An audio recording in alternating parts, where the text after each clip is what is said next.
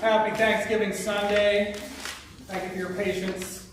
Everybody got chatty, which is fun. Do we have any announcements? Yes, Eileen. Yes, Carol.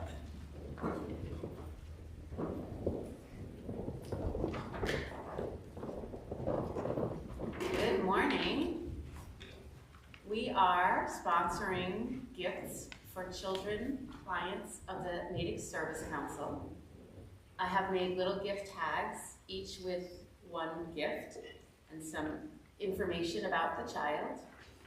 The way it works is if you're interested in sponsoring one of these gifts, you can take the tag that you want, sign it out, please, on my list so I know that you have that tag. And we ask that you bring it back to church unwrapped with the tag attached in any of the forthcoming Sundays up until and including December 11th.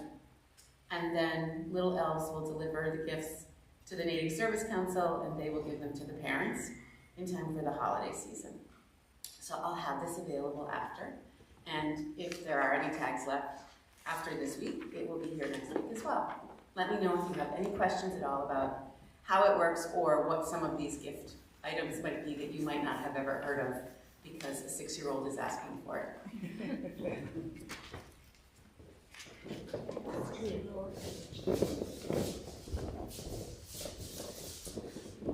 So, throwing it back to Thanksgiving, we have a bunch of vegetables and herbs from the Eliot Church garden available for everyone to take and add to your holiday supper. I will put them up here at the front during coffee hour. You can help yourself. There's beets, carrots, a couple onions, and then there's tarragon, oregano, and thyme.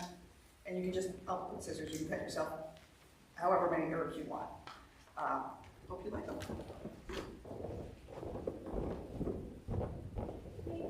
I just wanted to point out that this is in fact Thanksgiving Sunday, and there is just a wealth of treats in the back to have for coffee hour, so I encourage people to stay. And everybody keeps asking, why don't we do coffee hour up in the parlor? And we came to this decision a few years ago, pre-plague, that it would encourage people maybe who are coming for the first or second time who don't want to make that long trek up to the parlor where the doors close and you don't know what happens, that if we have our coffee hour, snacks, and conversation in the sanctuary, it's more inviting and open for everybody. So that's in the back, and we've got lots of goodies, so please stick around.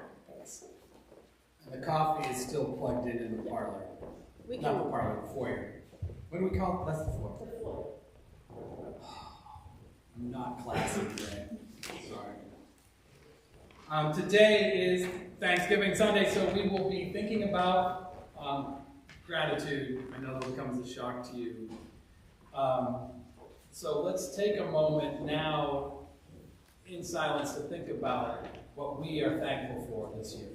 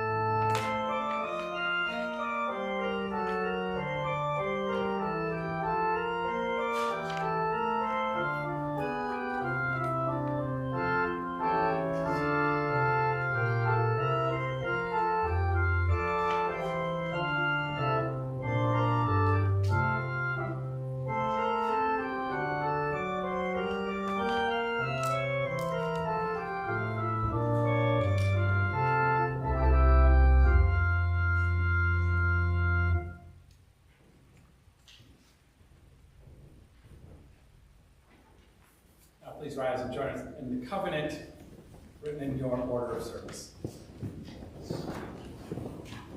In the love of truth and in the Spirit of Jesus, we unite for the worship of God and the service of all.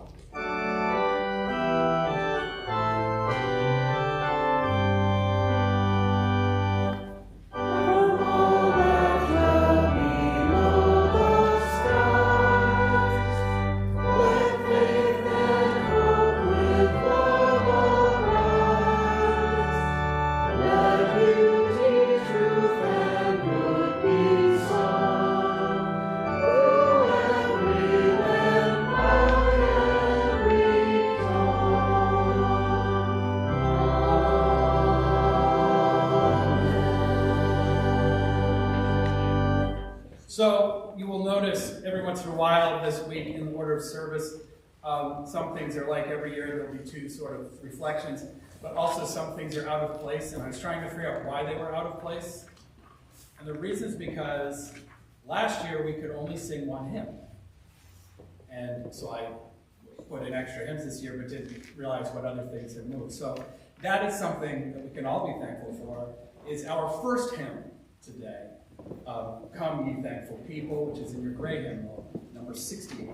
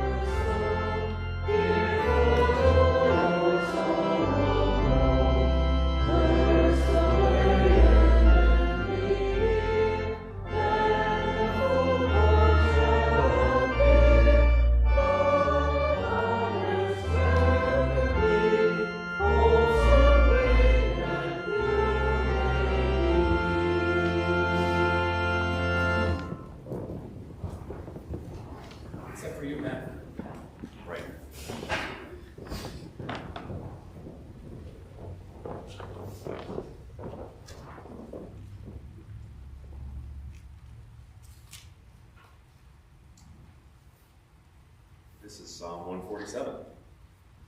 146. This is Psalm 146. Praise be to you. Praise the beloved, O my soul. I will praise you with all my being.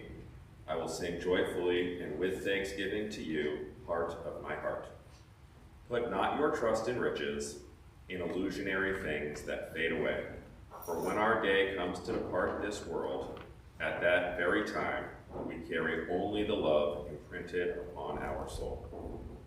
Blessed are those whose strength is in the beloved, whose trust is in you, O divine lover, who gave birth to the universe, the heavens, the earth and sea, and all that is within them, who is ever faithful, bringing balance and harmony to earth, nourishment to body and soul.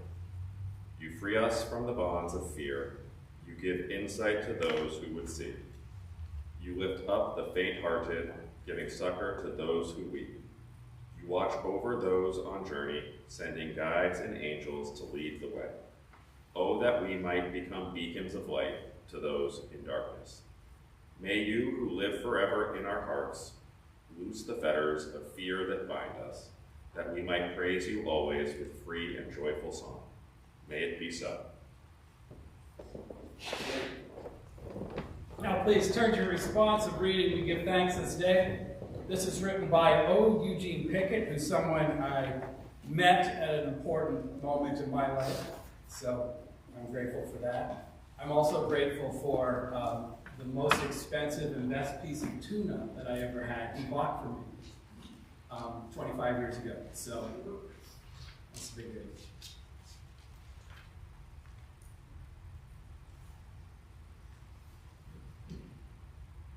For the expanding grandeur of creation, worlds known and unknown, galaxies beyond galaxies, filling us with awe and challenging our imaginations.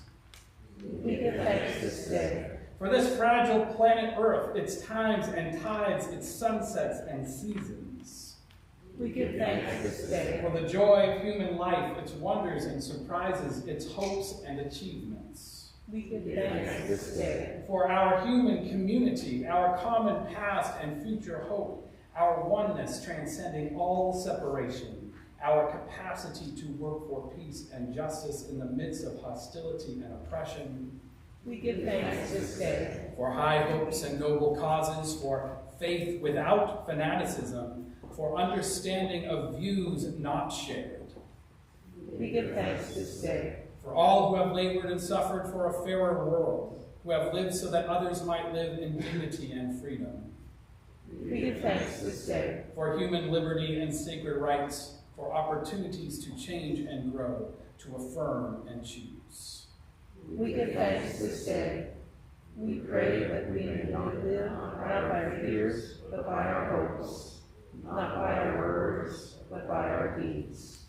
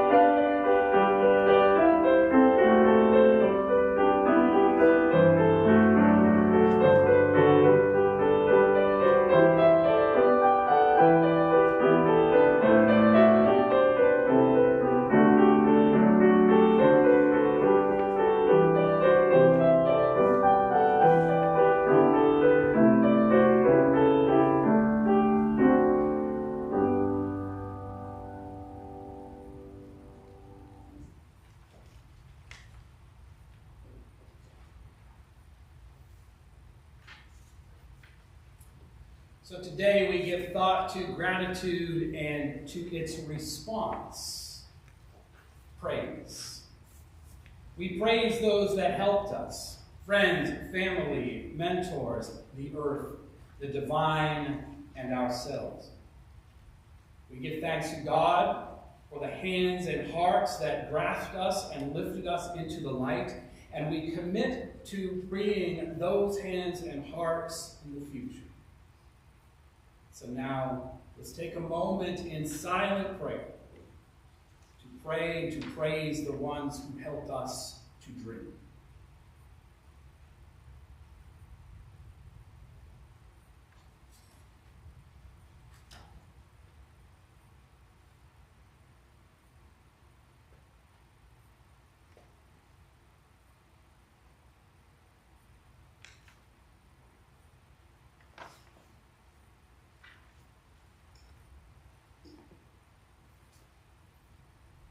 Now, as Jesus taught us, let us pray. Our Father, who art in heaven, hallowed be thy name. Thy kingdom come, thy will be done on earth as it is in heaven. Give us this day our daily bread, and forgive us our trespasses, as we forgive those who trespass against us. And lead us not into temptation, but deliver us from evil.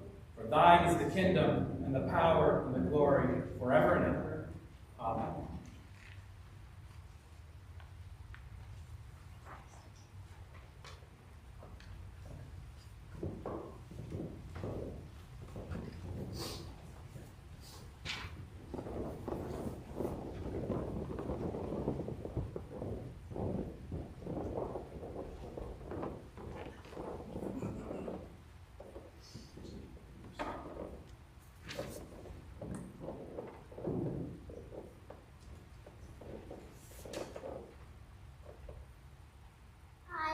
Thankful for my family, my life, my world, and nature.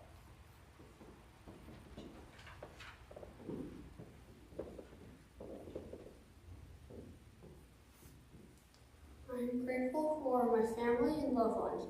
I'm grateful for the resources we need to survive a happy life. I'm grateful for being me and living in this great nation with my friends in native Massachusetts. I'm happy I can afford to have a good life.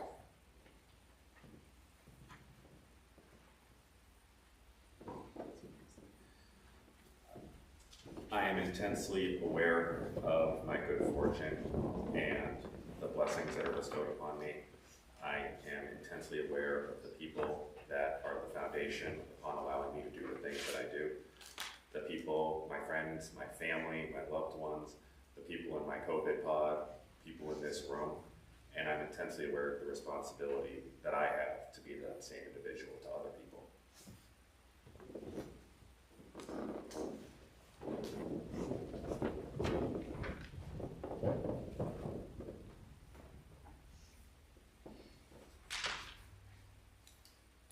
October of 2020 was my lowest point personally and professionally. After a brief respite from that difficult spring, staring down into another tunnel of the pandemic was more than I could handle. I saw an opportunity and I quit. Though I dreamt of quitting my job as a nurse practitioner many times during the beginning of the pandemic as an escapist source of stress relief, actually handing in my resignation was more surreal. Leaving healthcare in the middle of the pandemic was a painful but necessary decision. After more than 6 months of the most difficult personal and professional juggle of my life, there was no choice but to prioritize my own health and my own well-being for my family. I called it my sabbatical. 6 to 12 months of reflection, restoration, and recalibration. Time to be home to support my family while taking some much-needed time to reevaluate my next move. It ended up being nearly 12 months to the date before I started what is now my current position as a palliative care nurse practitioner. And looking back, I don't think I would have been able to re-enter the healthcare workforce if I hadn't been so fortunate and so privileged to take that much needed break. To continue on with the metaphor of the village, it took a village to get me back into my nursing shoes. It started with a conversation with Adam, who supported me spiritually when I felt like a moral failure for walking out on my profession at such a vulnerable time. This time period also included the support of a clinical social worker, countless conversations with previous colleagues, college friends, native friends, extended family, immediate family, and most of all my husband, Ben, whose support and confidence in me has never wavered or faltered in the 24 years we have known each other. My nursing career has been a journey of purposeful and meaningful work, but often incredibly challenging and often filling me with angst, self-doubt, and questioning my path. However, 1 year into my current position, I find myself in a place that I never would have expected. I have found my long-sought niche. I have discovered meaning, purpose, confidence, and a balance that I've never had before. I am certain I would not have arrived at this place if it hadn't been for this time and the supportive and loving people in my life. And for this, I am grateful.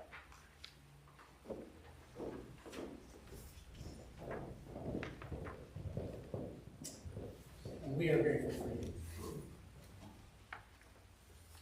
Now it is time for the offering, a free gift to a free church.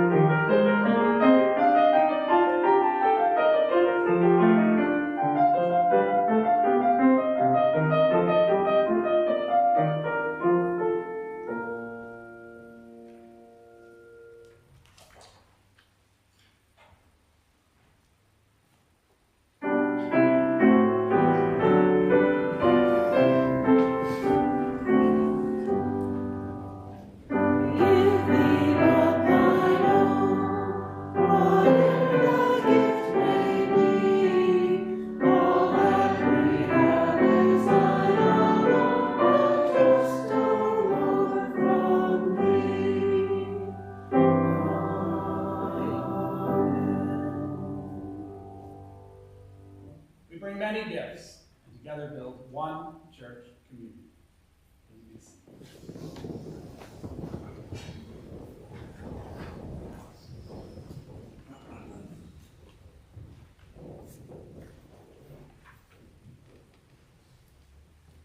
Thank you, Stephen. I'm going to be all thank you today. Everyone's doing great. So, here's my order of service. I should really make sure I know where I am. So our next reading is by Lucille Clifton, who's a poet, one of my favorites. I'm gonna just read the poem.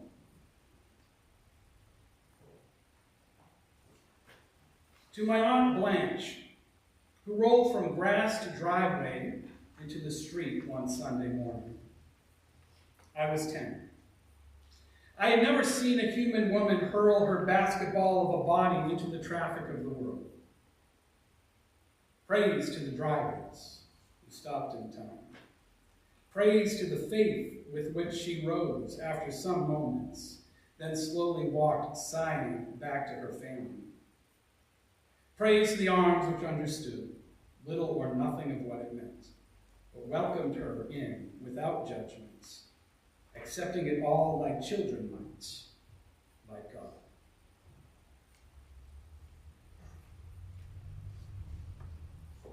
And now let's sing our next hymn, Now Thank We All Our God, number 32 in your reading.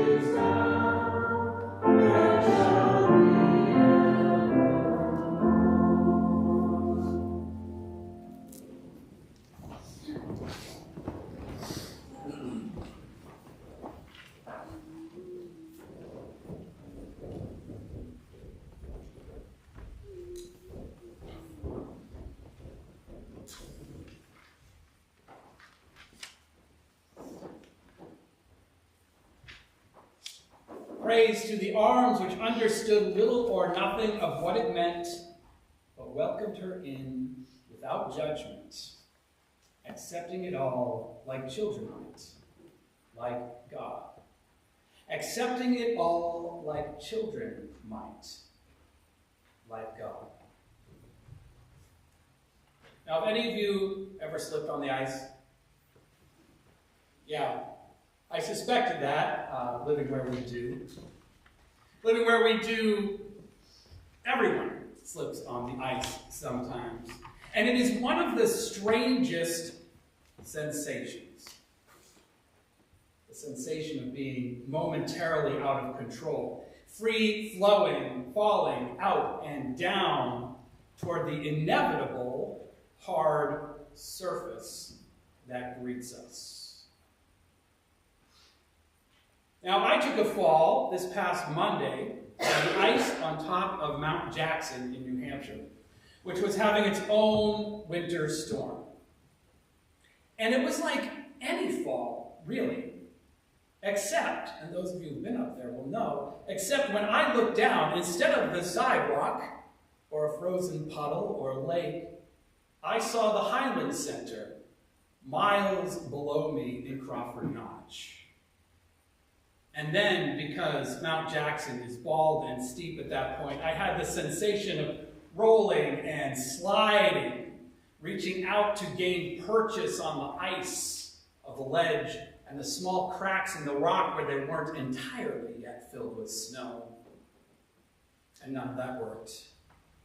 So then I landed hard, slammed between a rock and a small snowy bush, somewhere off the trail a bit, and momentarily disoriented. Now, the first thing I did was brush myself off and sit for a moment, absorbing the wind, the cold, and the fabulous view, which you can find on my Instagram feed. So I also did take a picture. I was feeling grateful, thankful to be alive, and relatively uninjured, feeling my own smallness in the midst of the vastness. And then I thought of this poem, which is, in fact, for real, one of my favorites. About the author, Lucille Clifton's aunt, throwing herself out into traffic and surviving to return to her family and 10-year-old Clifton's embrace. Welcoming her in, accepting it all like children might, like God. Which is to say, welcoming her in with relief, with love, without judgment, and with the spirit and connection of the divine welcome. Now, a slip on the ice, we all know, is not the same sort of act as what Clifton is writing about. But it is a stumble. It's a fall. There's a feeling of helplessness and desperation, and after it, there's sort of a question mark. There's embarrassment, awkwardness, and a kind of pain, a feeling of, were we to be honest, incompetence. A feeling of incompetence for having fallen down. Enough so that on Mount Jackson, as irrational as it might seem, I was momentarily thankful for the extremely high winds, so birds could not see me and laugh. And I was happy that though it raised the stakes somewhat, I was the lone human on the mountain that day. While assessing my situation there in the snow next to the rock and the bush, somewhat sore and temporarily turned around, I naturally, like we do in that situation, doled out praise, just like in the poem and just like in our song. Praise to the bush and the rock I slammed into, to the microspikes on my feet, to the beauty around me, which helped me to find my way back to the trail, grateful to be alive and to have yet another chance. When we fall, when we make a mistake that harms a project or a relationship, when we break a rule we have made for ourselves, when we get swept up in the circumstances of life forces of some kind of gravitational pull, actual or metaphorical, beyond our control, everything seems like chaos in that moment. And we find ourselves scrambling along the surface, desperate to take hold of something so we can sit and collect ourselves and praise. Now, personally, I find it hard to be grateful in the actual moment of falling, of struggle or pain. Maybe you're one of those rare people who's like, going head over heels. You're like, oh, thank God. But I suspect most of you are the same. But when the moment passes, we then see those hands that lifted us up much more clearly. And we see the sheltered spots that harbored us and the strength of our own determination. The strength of our own determination to make the best of that situation.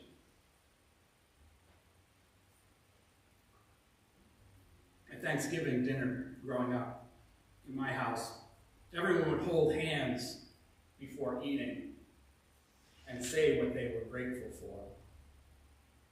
We kids would desperately try to think of the things that sounded right from the sort of unofficial laundry list of acceptable answers.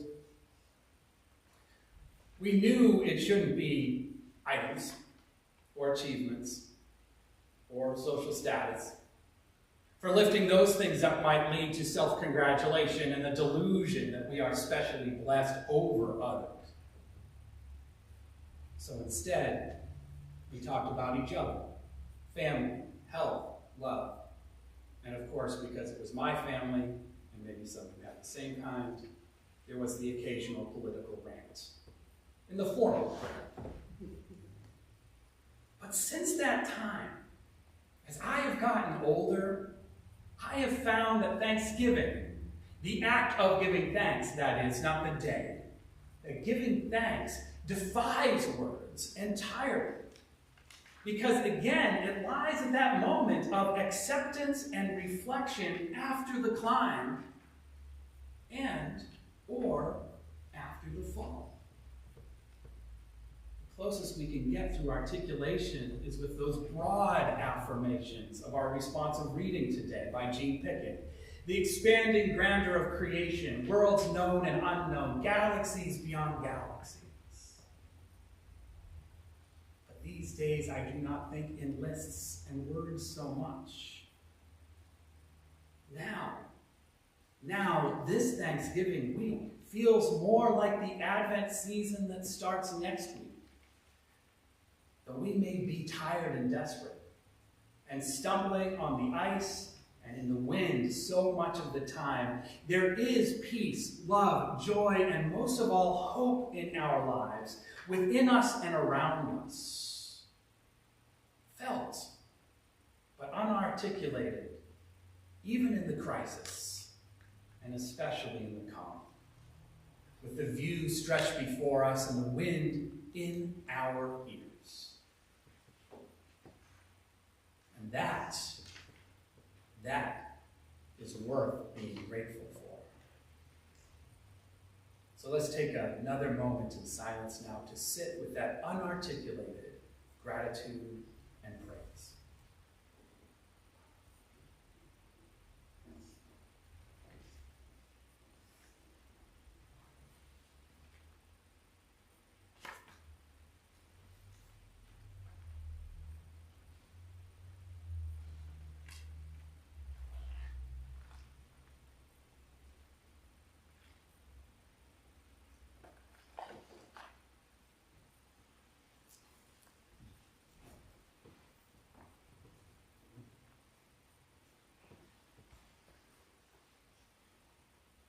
Blessed be. Now let's turn to our final hymn, hymn number 21, For the Beauty of You.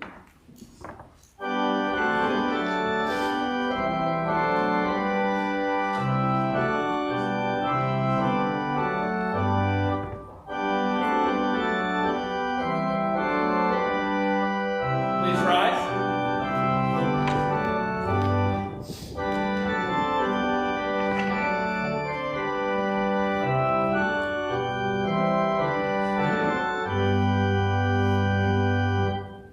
For the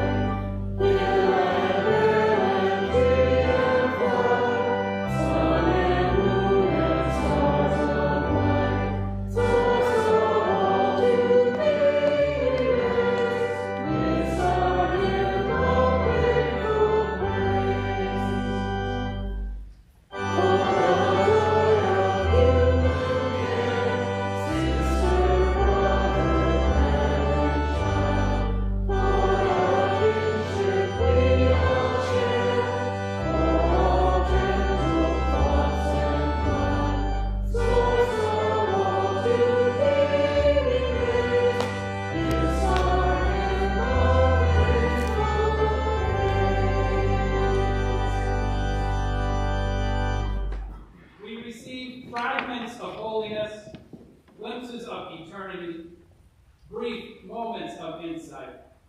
Let us value them up for the precious gifts that they are, and renewed by their grace, move boldly into the unknown.